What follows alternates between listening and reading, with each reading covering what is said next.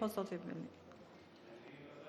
Të kolegja zonja Tabaku, në fakt, parafolsim gjau me ndonjë nga mbledhjet e pleniumeve apo të byros politike të Enver Hoxhës, ku flitej për plane 5 apo 10 vjeçare, suksese imagjinare, dhe kam përshtypjen dhe ndonjë fanatik të Enver Hoxhës që është ende gjallë do e bënte të skuqej nga turpi kur dëgjon fjalime të tilla, suksese imagjinare të tilla. Sa për këto sukseset e juaja, mjafton të shikonin buxhet që keni planifikuar 51 milion euro për shpenzime luksi.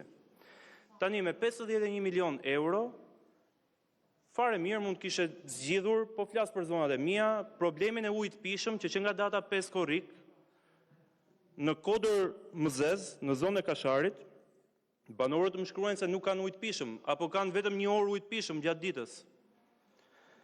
Zona e kombinatit tekstil me 51 milion euro, banorët që jetojnë aty mund ta kishin zgjidhur përfundimisht problemin e tyre. Ka 2 vite që abuzohet me tërmetin famkeq të nëntorit 2019 në fakt, dhe ende sot pallate që nuk janë të dëmtuara në mas për të shëmbur në zonën e kombinatit, vijojnë të intimidohen, të terrorizohen banorët e zonës kombinatit për të nxjerrë jashtë nga shtëpiat e tyre, për t'i hapur rrugë projektit korruptiv për ndërtimin e pallateve nga firmat private klientele, që janë klient të kësaj qeverie dhe miq dhe ortak të kryeministrit.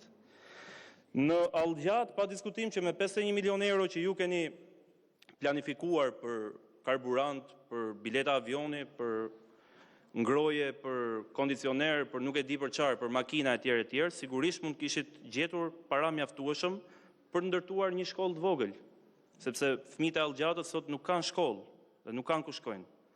Për të mos folur pasaj për familjet që janë në nevojë dhe kanë nevojë për ndihmë ekonomike në zonën e Rshekut, Mëzezit, Ysberishtit, për të mos folur për unazën e re, për qendrën shëndetësore që ende vijon të mungojë.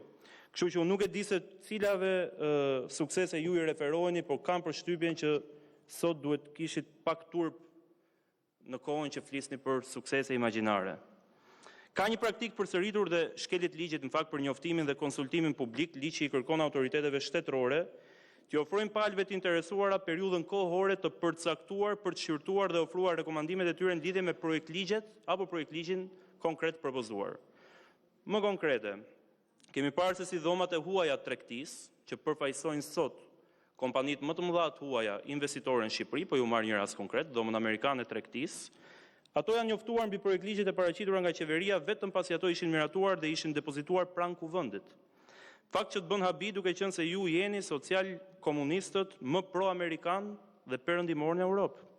Ky projekt ligj bie ndesh me angazhimet tuaja publike, por kjo tashmë nuk përbën më lajm për askënd. Nëse shikojmë buxhetin tërësi, nuk ka një metodë për të rritur punësimin. Investimet në infrastrukturë nuk gjenerojnë punësim afatgjatë. Na e kanë vërtetuar këto 30 vite. Kullat me të vërtet mund t'i bëni më të larta dhe kate mund të kenë më shumë, apartamentet po ashtu, po kurse si se kjo sjell zhvillim të qëndrueshëm.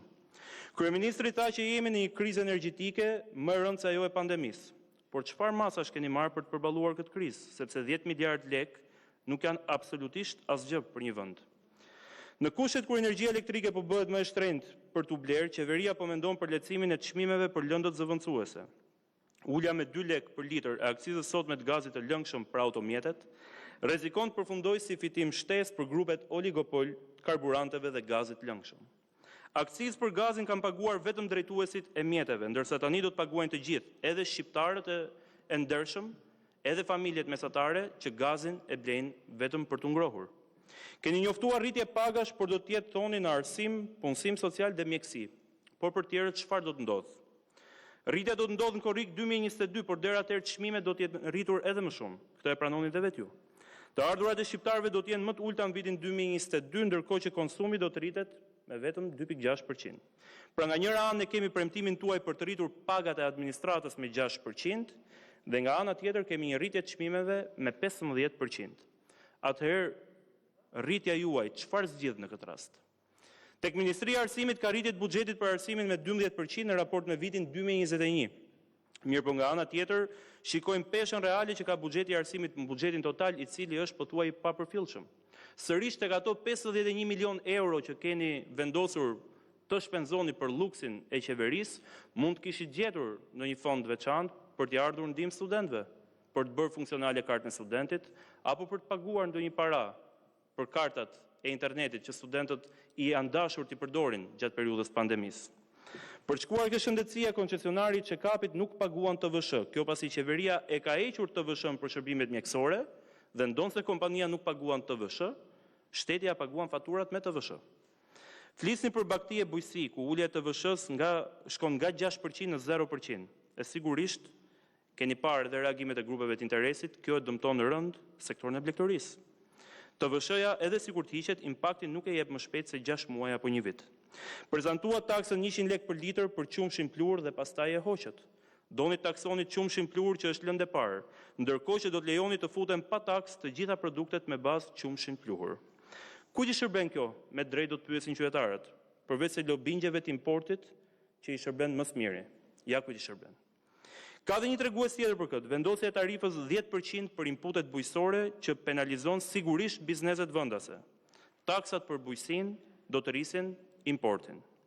Ju në fakt e keni zgjidhjen, do të digitalizoni Akademinë e Barimve, ku fara e kosit do të jetë nën produkti kryesor dhe me 2 satelitet tuaj Albania 1 dhe Albania 2 do të kërkoni treg për fermerët në orbitat e tjera.